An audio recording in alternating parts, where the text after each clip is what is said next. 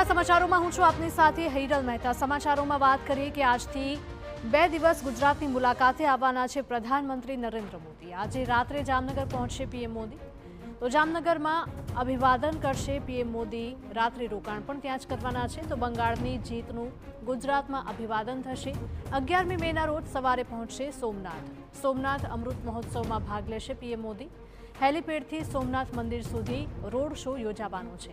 Road show બાદ સોમનાથ દાદાની પૂજા કરશે અને જાહેર સભાને સંબોધન કર્યા બાદ સાગર દર્શન કરશે। તો સોમનાથ ટ્રસ્ટની બેઠકમાં ભાગ લઈને જશે વડોદરા।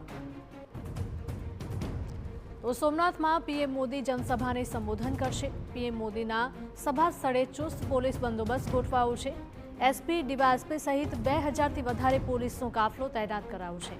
લોકોને હાલાકી ન પડે તે માટે પણ અલગથી વ્યવસ્થા કરાઈ।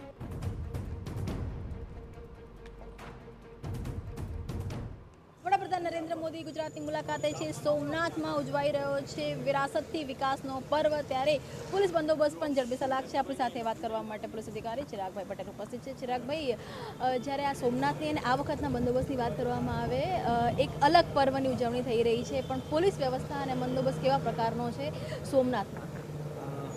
ખૂબ મોટી ટીમ અત્યારે જે છે એ બંદોબસ્ત માટે અહીંયા આગળ આવી ગઈ છે અને પોલીસના સિનિયર અધિકારીઓ પણ ઘણા અત્યારે અહીંયા આવી ગયા છે। રોડ શો પણ થવાનો છે, ત્યારબાદ મંદિરમાં પૂજા પણ થવાની છે માનનીય વડાપ્રધાન નરેન્દ્ર મોદી સાહેબ દ્વારા, અને એ બાદ એક સભાનું આયોજન જે કરવામાં આવેલું છે, તો સભામાં વિશાળ જનમેદની આવવાની છે। એ વસ્તુને ધ્યાનમાં રાખીને અહીંયા આગળ પૂરતો બંદોબસ્ત અરેન્જ કરવામાં આવ્યો છે। એસપી કક્ષાના અધિકારી, ડીવાયએસપીઝ અને બાકી પીઆઈ, પીએસઆઈ અને કોન્સ્ટેબલરીનો એક મોટો જે ગ્રુપ છે એ અહીંયા આગળ બંદોબસ્ત માટે હાજર છે। અત્યારે અમારી કામગીરી ચાલુ છે અને અમે સંપૂર્ણ સુરક્ષા સરસ રીતે મેન્ટેન થાય, એની સાથે સાથે સભામાં જે આવનારા લોકો છે એમને કોઈ તકલીફ ન પડે અને એમની સુરક્ષા જળવાઈ રહે, સલામતી જળવાઈ રહે અને એ સભામાં સારી રીતે એટેન્ડ કરી શકે એ માટેની અત્યારે વ્યવસ્થા અમારી ચાલુ છે।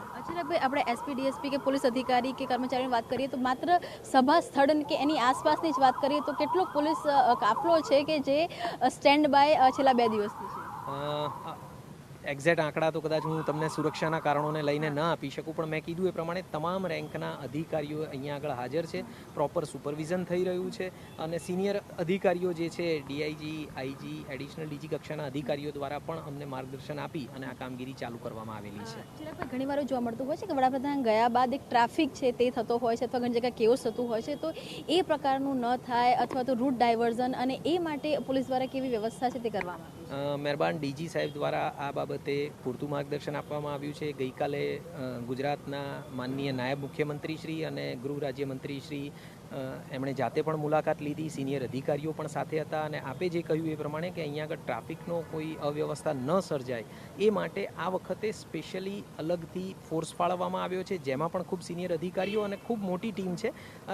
એ એટલા માટે રાખવામાં આવી છે કે જેથી અગાઉ જે ભૂતકાળમાં થયેલી જે અવ્યવસ્થા છે એને ધ્યાનમાં રાખીને જ આ પૂરેપૂરું આયોજન કરવામાં આવેલું છે કે જેથી સ્મૂધ ફ્લો મેન્ટેન થાય અને કોઈને પણ અગવડ ન પડે।